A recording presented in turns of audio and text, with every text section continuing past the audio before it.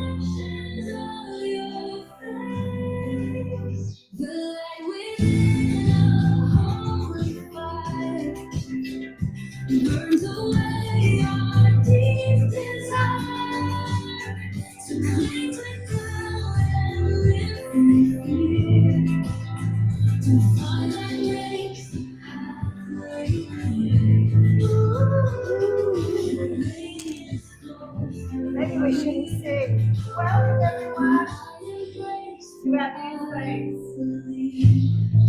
and our new song. How do you like it?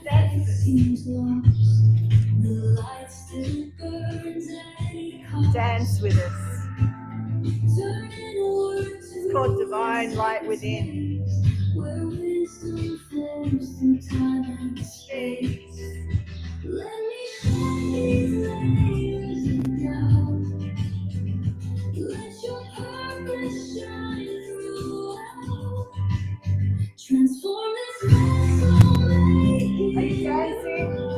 Can I see you? Lisa, Rebel, Emma, Nicole, James, Jonathan, Eric.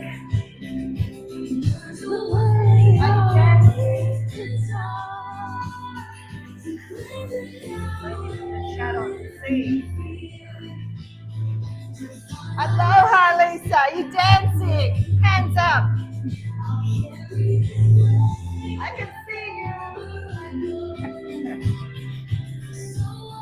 It's one of the teachings. Listen.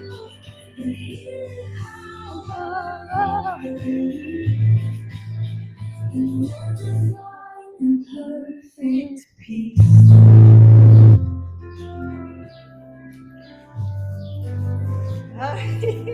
Likely story, Rebel. Wake that cat up. Dance with that cat on your lap.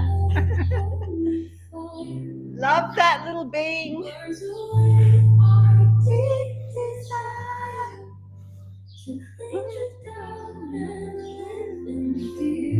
Move.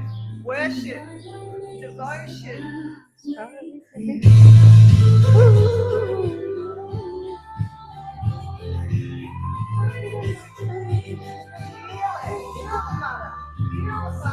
Heal the self.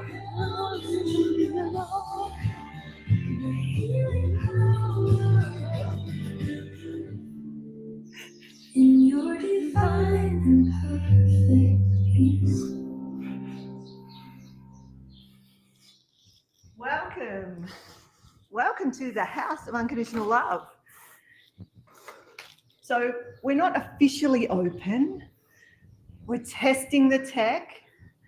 We're testing our dance skills, our worship skills. We actually have the easel over there. You can just see it a little bit, where we're going to have devotional painting live. Not today, I'm sorry. Come back next week. And welcome.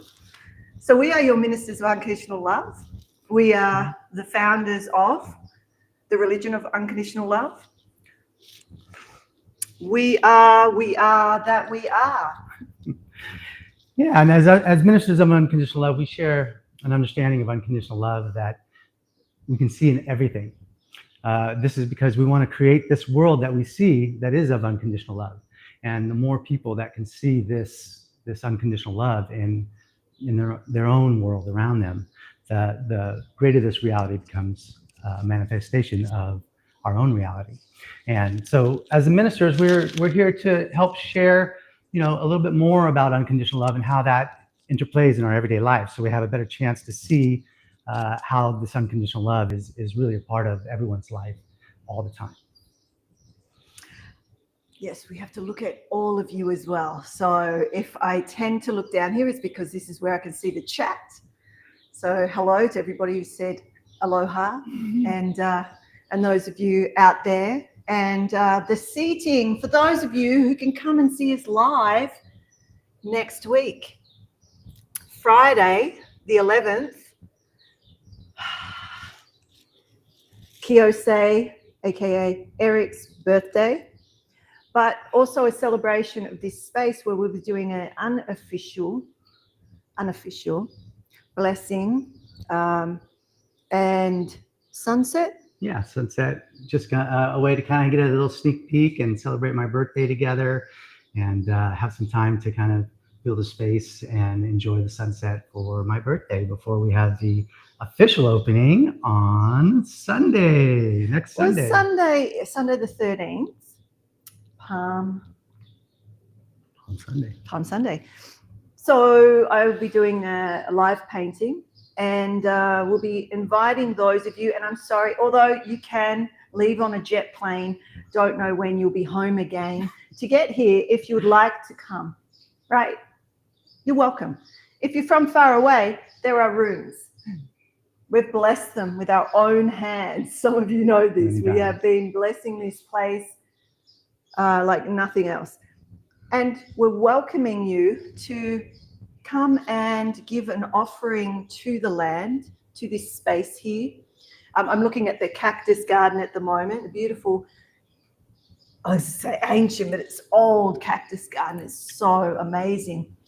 But coming and being able to give a little in prayer, worship, spirit, giving a little bit of your own unconditional love. Yeah. And just blessing sort of, the place itself. Yeah, to sort of say, something for yourself, but also for this land, this, not just this property, but this land, this sacred land that we're on.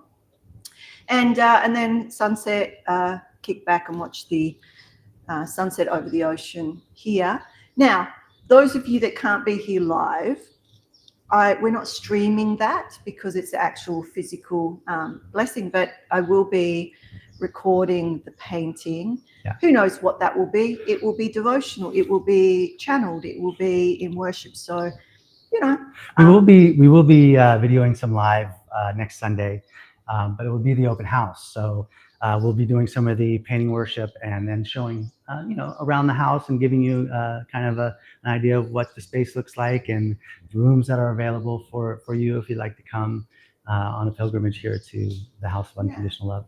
So we'll be sharing more and more about this space, what's here, what we can offer both in person and online. As we develop it, as we build it, build your church, build it from the ground up. It's your church, right? The House of Unconditional Love. You are all welcome. It doesn't matter what denomination you are, whether you're a religion, whether you're an atheist, whether you're I don't know, whatever you are, however you are, you're welcome. We are, okay? We are. So unconditional love, how about, say that again, you mentioned it, but why the religion of unconditional love? Like what? We touched on this last night, and we do have a little bit of a topic if we do get to it. An awesome topic about the enemy, right? And we're not really about the enemy, but speaking about processes. And I'm just going to turn this down a little. And tell us a little bit more. Like pull it down to why why there needed to be a container for the belief in unconditional love or a relationship with unconditional love. At this time in our conscious evolution, it is a time for each one of us to have an opportunity to have a relationship with unconditional love. And this is a choice for each one of us. It's how we choose to integrate this unconditional nature of ourselves into our own experience of being human. This unconditional soul that is expressing itself through all these conditions that we live through. And as we start to practice living this unconditional nature, this unconditional soul within ourselves, through understanding a lot to do with our ego, right? The ego is our expression in the world, but it has been conditioned over thousands of years through our fear of fear. So as we start to embrace these aspects of ourselves, we start to see the unconditional love in just not only ourselves, but then we start to see it in all things around us, all the people, just all of it is unconditional love. And we start to have a relationship with that as a part of being human.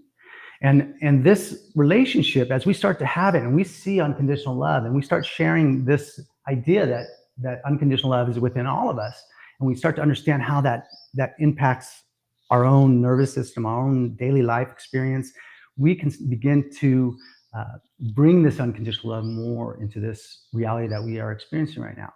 We are experiencing a lot of fear and a lot of fear of love, and it's just really building in our global consciousness. So becoming conscious of this through unconditional love and accepting both this love and fear as a part of life, we have an opportunity to minimize a lot of this extra fear we're experiencing in the world today, which is this war and human trafficking and all this division and all this stuff happening in our world right now, where we're seeing a lot of conflict. This is people expressing their fear of life. And when we start to see that this is what's happening, is we're all expressing our fear and love of life, that we can see when it's a fear and we can see when it's a love. And then we can start to understand each other from this place of unconditional love. And we can begin to see this world as a possibility of experiencing unconditional love as a human being in relationship to another, in relationship to each other. And there's no time like the present. Oh, yes. The time clock. A little late, but the time's still ticking. It is never too late. That's right. It is never too late. It is never too late. You can start now. Look what we've started developing, although it started 30 years ago individually. You were doing your thing over this side of the world. I was doing my thing over the other side of the world. And we've come together and bam, right? What our legacy is or what their legacy is, because it's not ours. Yeah. It's no longer to do with us. We are the stewards. We're the stewards of this land, right? We're the stewards of this house of unconditional love, right? So we're just here to hold a container until.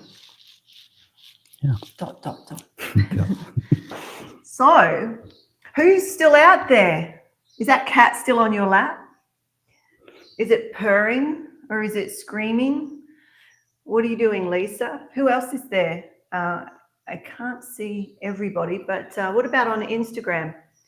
Hey, Insta, say g'day. All right, so I was going to do a prayer. I was going to open with a prayer, but I think, I don't know, maybe end with it. We could end with it. I don't know. Do you want a prayer? Do you want a prayer? Oh, Rebel says he's sound asleep. Okay. So let's get on with the topic then, okay. And maybe we'll end with that prayer. Sounds good. I believe it's still relevant. It's about conscious connection. That's right. So what we were sort of feeling into, especially over April, like what is significant to really speak about today or bring some awareness in, and we touched on a few topics, but what sort of stuck, because I'm like, nah, don't feel it, nah, not feeling it. It's like, I have to feel it. I have to be moved to say, okay, this feels like something that may resonate with others. because I see myself as a mirror of that, Yeah. of others. And, you know, I see myself in you. I see the beloved unconditional love within all of you and in myself. So we got to, you said something about the ego needs an enemy. Yeah. Or something like that. Yeah, there's a saying, you know, in you know, psychology and some of the new spiritual teachings and stuff like that, this idea that the ego needs an enemy. Yeah, and let me just put this Yeah. in. And I said, no, it doesn't. So just on that, Yeah. let's go into what you were thinking and how that came about, and not that anything's right or wrong. It's all truth. Yeah. But then we started to get deeper into it. So Mhm. just let's go into that. Okay, what others have been saying. Eckhart Tolle is one of them that supposedly said the ego needs an enemy. Sure. So do you want to talk about how you saw that and how it is relevant, and then maybe we can have a discussion on the broader aspect of what that means, Yeah. I guess, in a more mystical understanding. Yeah, 'Cause, you know, really the ego needing an enemy is more around the idea that we need some way to create individuality. So it's like where our boundaries are, and you know, that for ourselves helps create our own identity. And when we have a common kind of an enemy amongst a group of human beings, that can actually bring people together, because it's identifying their individual expression. You know, like we have the left and the right, and they're all expressing their side and their love and fear of life, what's happening, the love that's happening, the fear that's happening, a lot of fear happening. So we're expressing a lot of our fear of what's happening in the world. So, you know, the ego needing some kind of opposition to feel like it has some sort of individuality. And so it creates this kind of enemy kind of an experience to feel like an individual.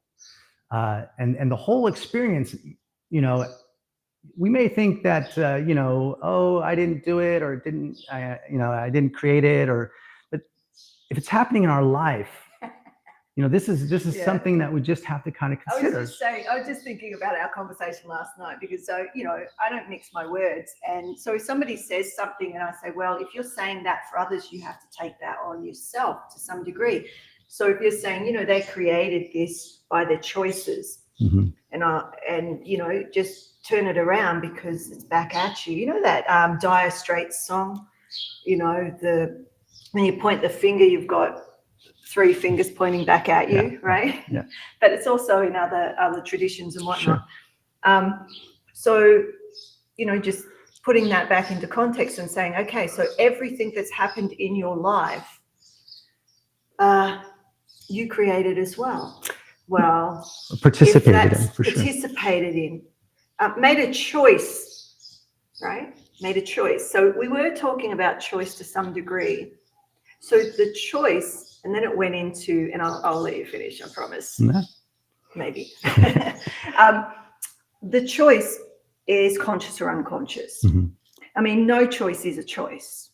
Yeah. So if we continue to go through our world, our life, our experience here incarnated, without consciously choosing, then the repercussions are what we have chosen through not choosing consciousness, Yeah. or by choosing to be unconscious in the world.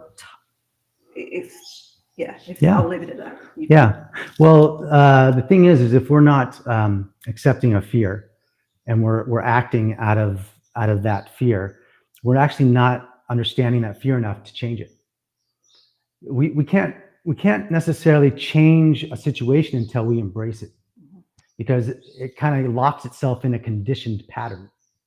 And so we get locked in these conditioned patterns because we're not conscious of them. And when we become conscious of our fear, we start to loosen the grip that conditioned pattern has on us. We can begin to start to make a conscious choice because we're being conscious of our fear. And as a human being, the only thing that conditions us is that fear of fear or that fear of love. We're afraid to do something or afraid to accept something in our life because it's too big, it's too scary, it's too much. Yeah, interesting. So there's a few things that are coming up because I can see who's watching. So I'm not going to name names, but I'm going to say somebody told me yesterday, you know who you are, love you, unconditionally. That the big difficulties, the big challenges in the world. I'm holding my microphone, so I'm hoping that you can hear me okay. I can put it on here, but the big challenges in the world are much simpler to see. They I guess have a bigger impact.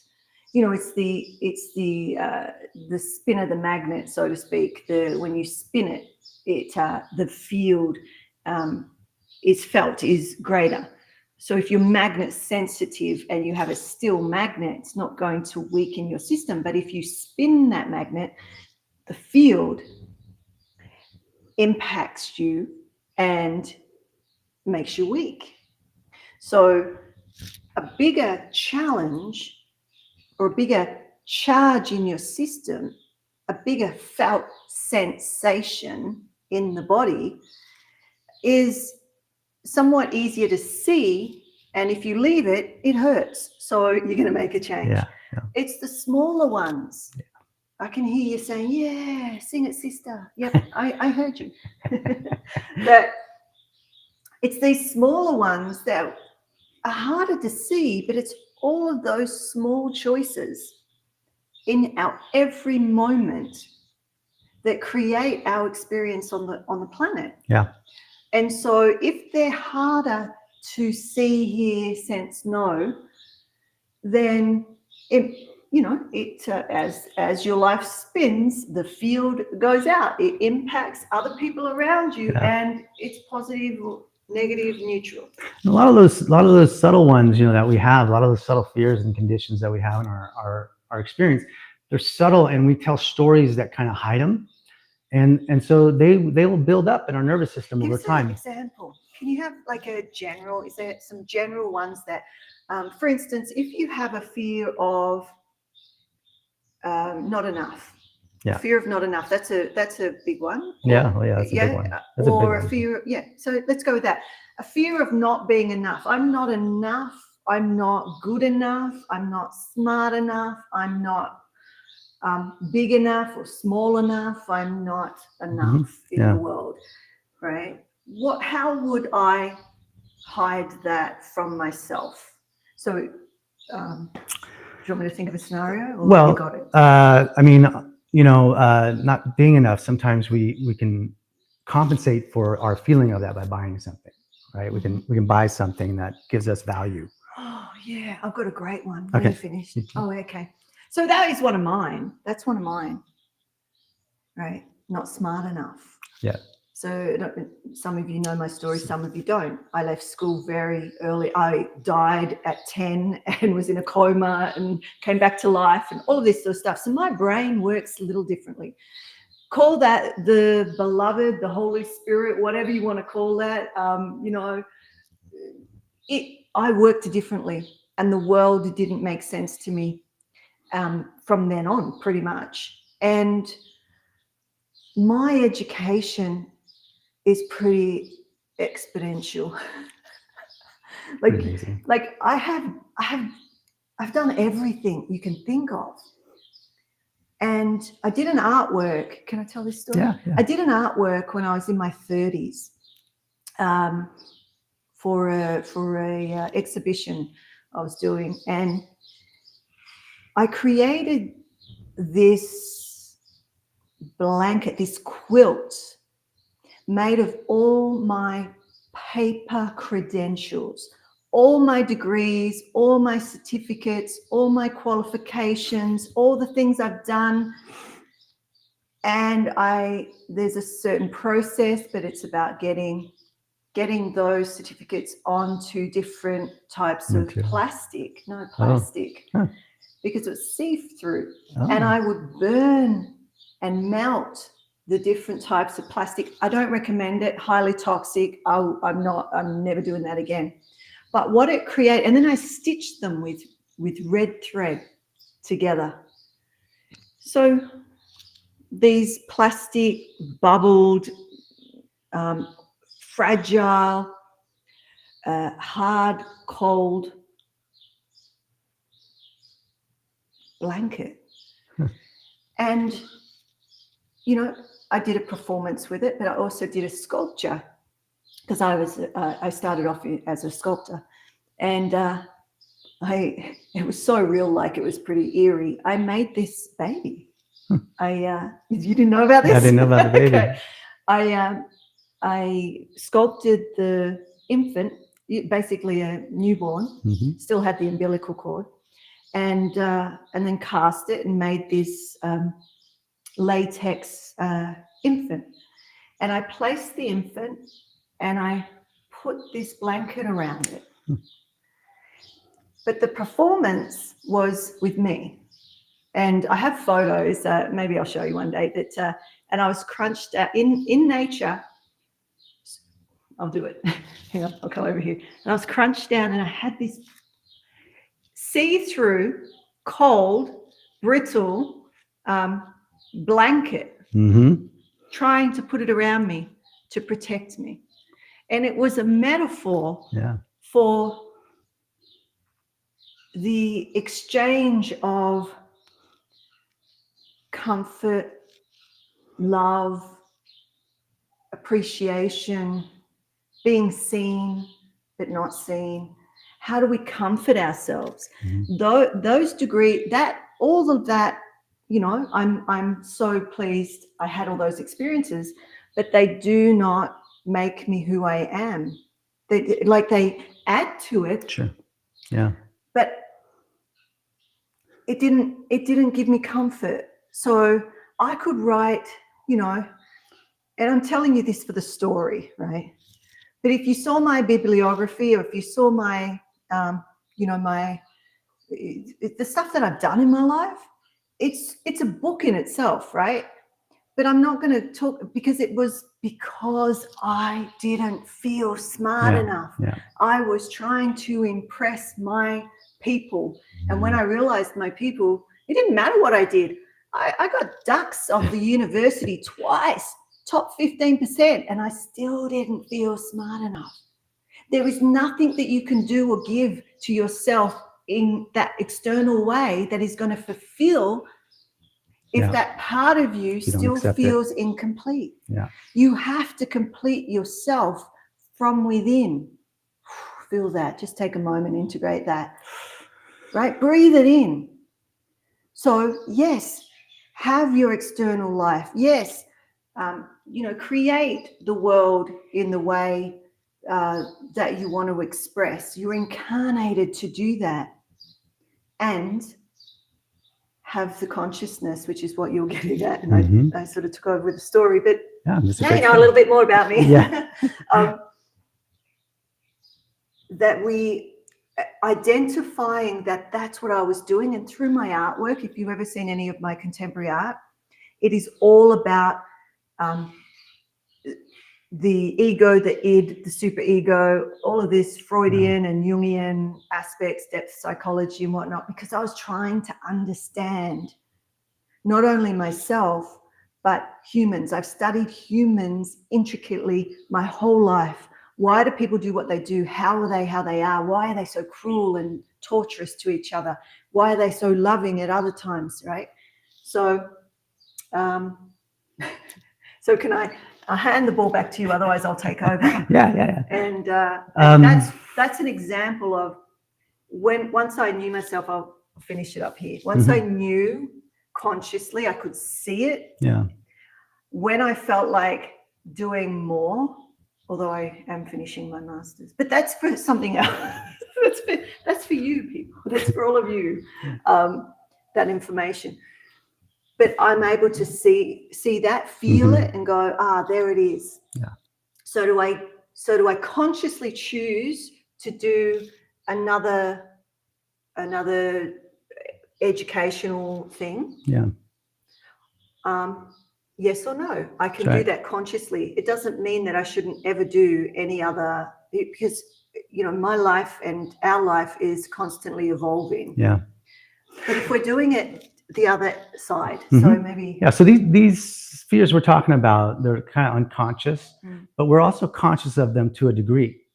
So like when we become conscious of a fear, it's not like, it's like, oh yeah, of course, because you lived with it, so you know it. Yeah. You know, it's not like a big like, oh my gosh, it's all love and fear.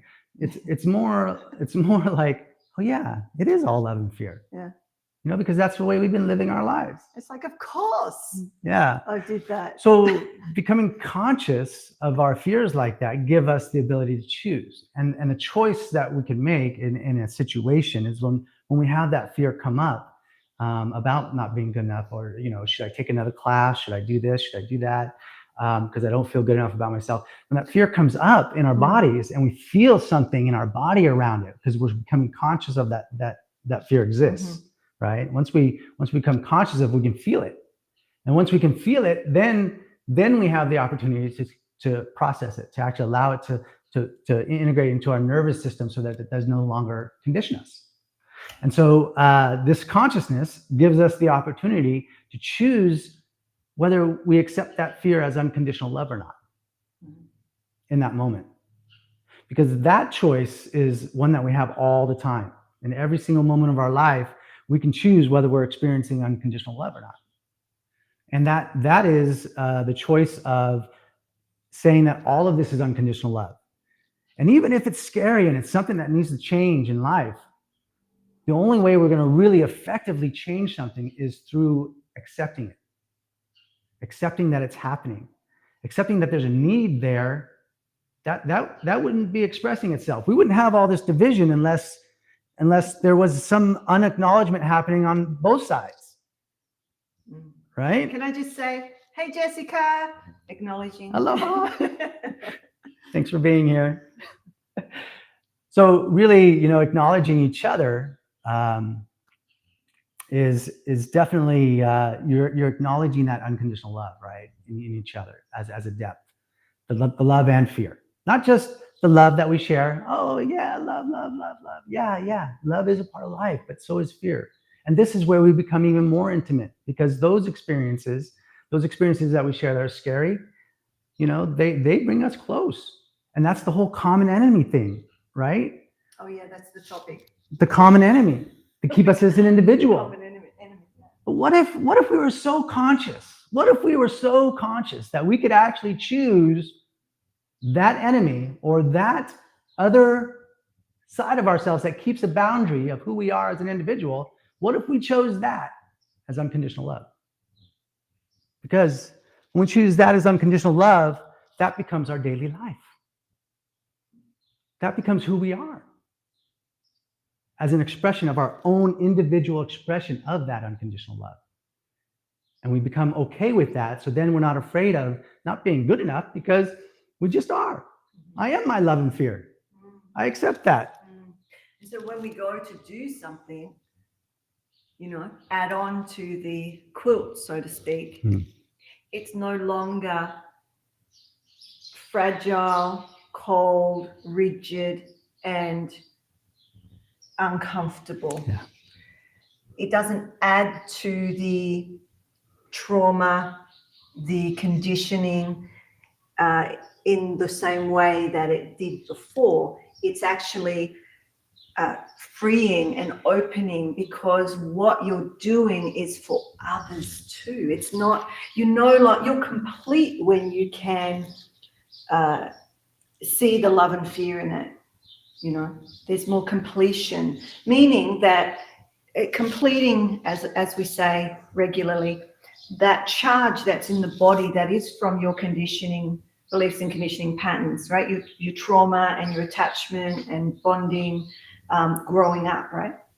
That builds the ego. You know, so a lot of the psychotherapists say, which I am a psychotherapist, I'm a sensory motor psychotherapist, but because I'm a mystic as well, I see much more than that real baseline of what they may be talking about in just the physical, conscious, unconscious, superconscious, that sort of thing. So what was I saying? So the completion is that bridging and the neutrality by loving that sensation that is the charge of the trauma from the past, saying, oh, yeah, well, you missed so much school because you had your death experience. I'm going to say death experience, right? And as I was reborn, I didn't understand math. I didn't understand a lot of the general ways of knowing. I had to relearn how to be in the world. So the fear, there's a lot of fears there. But when I acknowledge it and go, oh, that's why. When I was younger, it was like I would just bypass that I didn't know how to tell the time. I didn't know how to tell the time till digital watches came in. I was like, hallelujah, right? I can now. I can do advanced physics and all sorts of stuff now. But because I had that fear of being stupid, because I'd missed so much school, I couldn't catch up. And in those days, they didn't help you. You were just pushed to the next class. So when I accepted that as my sparkly brain brilliance, and I'm a genius in areas where other people may not be. And just because I don't know my times tables doesn't mean that I'm not a productive person in society. It took me years, most of my life, in fact, to start to say, yeah, I don't know how to, or I didn't know, but this is what I do know. And if you need help with that, I'm the person to come to, right? Yeah. I'm a specialist in these areas. Come to me for that. But if you want to know basic maths, go see somebody else. Not good enough is a difficult one too, because our soul, as unconditional love, is really, it's frustrated with living in a conditional body. It accepts everything, and this body that's been conditioned doesn't. So there is a little struggle there, between wanting to be all that we are as unconditional love, and then the body's all the fears and the love and the fear that kind of condition us. Yeah. We see as a limitation. As we start to embrace this fear and soften our resistance to it, we actually soften the hold and the conditioning that has been created over all these years. And not just in our own life. These are conditions that have been passed down from generation to generation. It's almost like saying, oh, yeah, that's right. I was supposed to be stupid, No, really. Yeah. Like whenever, so place in there whatever it is that's coming up for you. Maybe, so if I say stupid, that's just one that was there because, if you don't know your times tables and you're at high school and the teachers are on at you, it becomes a thing. Yeah. So then you try to negotiate how to get out of it. I can get out of so many things. It taught me how to get out of pretty much anything if I didn't want to do it, which is a gift and a curse. Yeah. Because I could, if it was time to stand up and do something, I had a way out of it.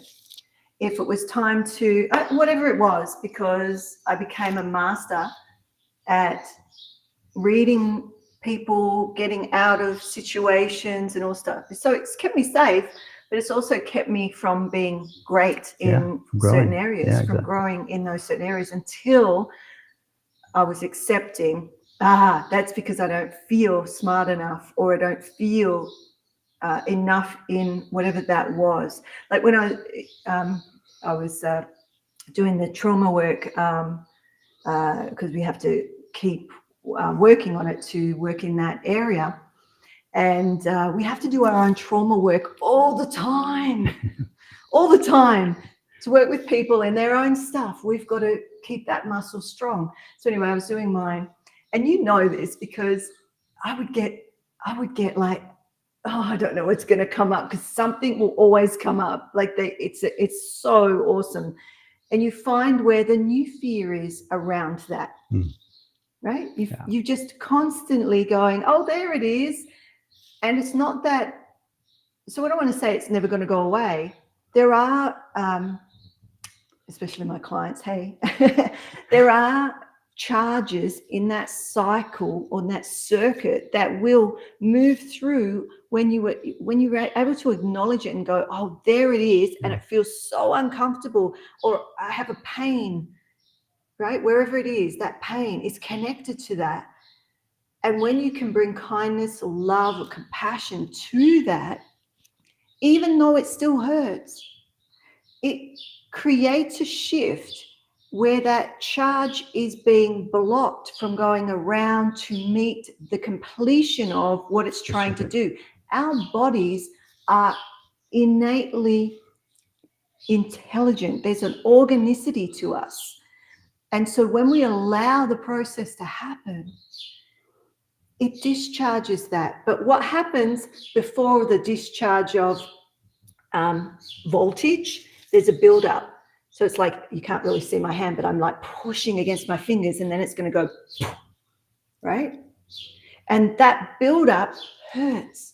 It's compression. It's challenging. It's our thoughts, our sensations, our aches, our pains, our hot flushes, and all the rest, whatever, right? But when it moves through, it's like oh my goodness, you may even cry. There's that release. Yeah. That release is the energy that now you can take consciously into your life, Anywhere, and build, develop. This is what's come from the charge, our fears, accepting them. This property manifested. Yeah. Right. Not just for us, for you. The fear of greatness is a huge one, because it can be confusing. It's the fear of love, the fear of unconditional love itself. This is our greatness. And that can be a little deceiving if we're not. Our connection to the beloved, to God, to something bigger than ourselves, just to translate mystical terms. Yeah. That relationship, it's always there. It's just whether we choose to be in relationship with it, because our love and fear is always there. And as we start to become conscious of that, our opportunity to accept the situation gives us the information about that experience. When we're resisting an experience, we don't really understand it enough to make a solution. I mean, this is true for like even let's say some other kind of bodily disease that the scientist is trying to study.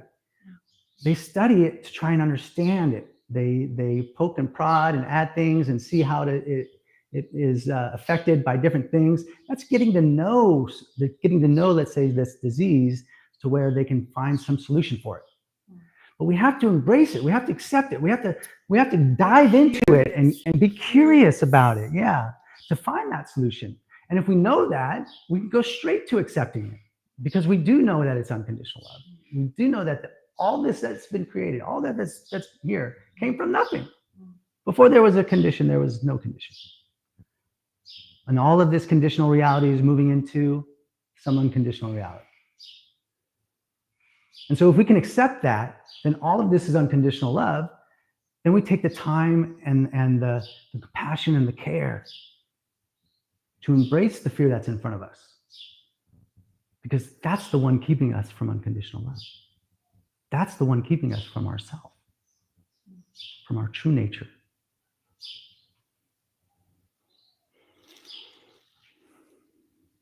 It's so interesting. I feel like at the end, thanks for coming. And maybe Do a poem. You do a prayer. Yeah. I was going to say something else, but that's all right. Did we want to do sitting, or do you want to dance it out? Let's do the prayer and maybe dance out. Do you want to hear another song? Yeah. It's like, hallelujah. Yep. Okay. All right. So I'm just reading the chat. No, I'm good enough. God will. Oh, use me for good. Yeah. To love others, for him to show unconditional love. So what about, I really like this one. It's a bit hip-hoppy, but I'm going to say a prayer, one of the new prayer treatments. It's called For Conscious Connection. So just take a breath. Actually, I'll do the gong. And just take a breath. We'll do one gong and then I'll do the prayer and then we'll dance it out to this new worship song. So you want to move or just feel it. The words to all our songs are from the teachings. Some are combined, some are Eric's, and some are more my mystical sort of ways of my connection with the beloved. So taking a breath.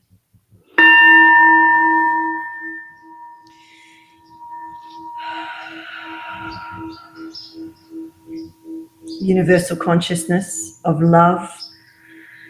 We recognize you as the foundational reality of our existence. Your presence fills us completely, guiding every aspect of our life journey.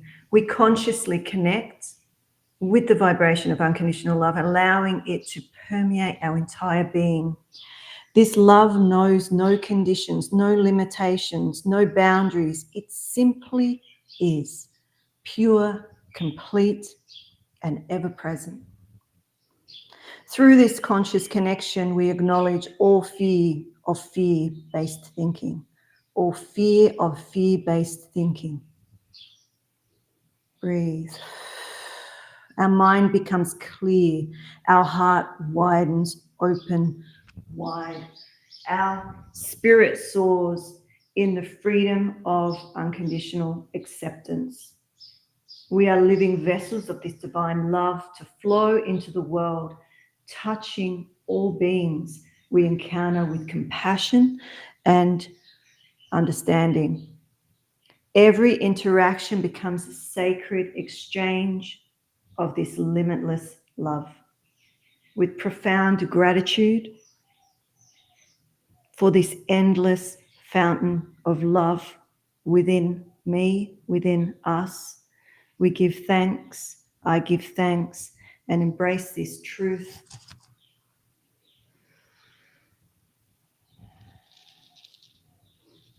May the blessings be. Blessings be. And let's just integrate that with a new song. And we thank you for coming. So, devotional worship. If you don't want to dance, just wiggle a little. From the universe, my beloved water, a symbol of the mother, the flow of the river, the veins of the earth. I walked in nature, soul, spirit within my voice, love came on me. The full recognition of the gift of pain, separation, full connection, freedom, true freedom from the world's ties and connection. As we break from one space, we move closer to all. Separation is the antithesis of unity. It feels like you are falling. What if you are becoming ashes fall into the water? So it's running in the tears. Look up to the light as if under the sea. Can you see it? It glimmers and flicks to the realm of turbulence on the surface. We can dive deep to shelter from the storms. The winds intermittently vacillating strong. We look up to the filaments. See the threads sparkle like rays as they fill you. The ocean of love and mercy has you. When ready to surrender, fill up the light bird at the surface. So take dancing with the rebel, put the cat down. You are a droplet of awareness in the ocean of eternity. You are the droplet in the ocean of eternity.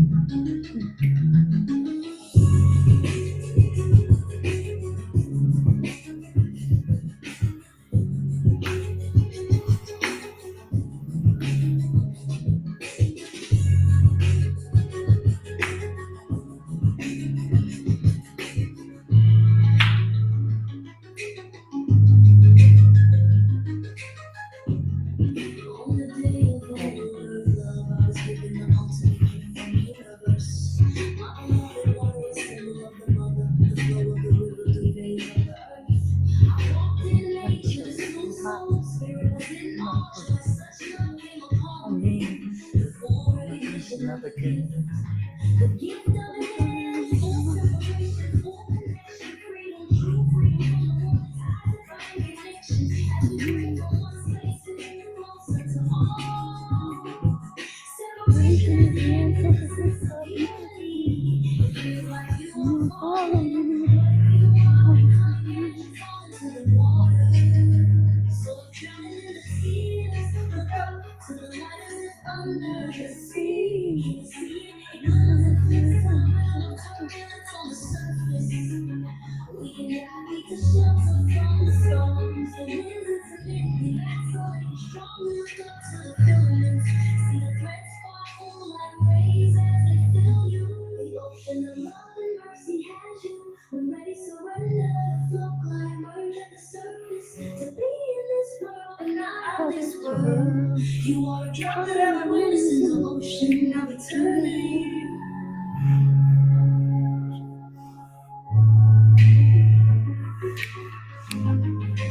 You are a droplet of awareness in the ocean of eternity.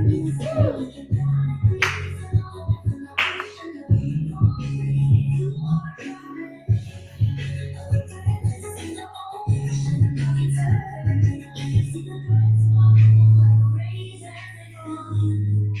Look up to the filament.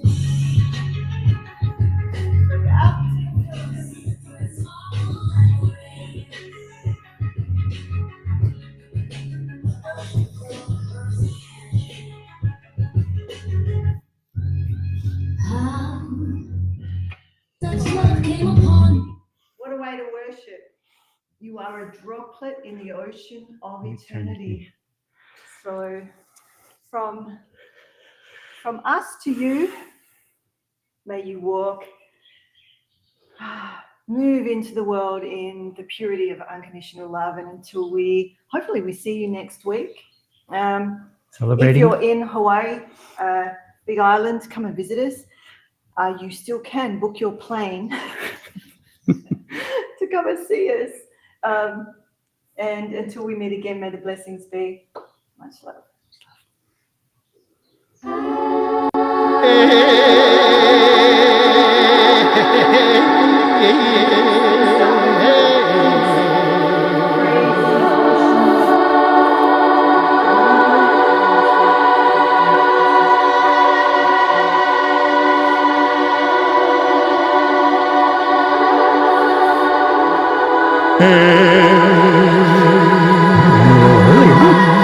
That's good. That's good.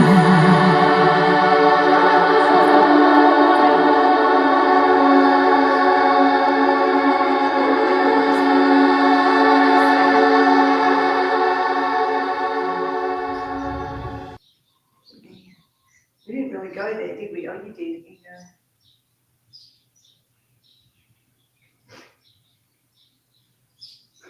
So we just danced in front of, I don't know how many people.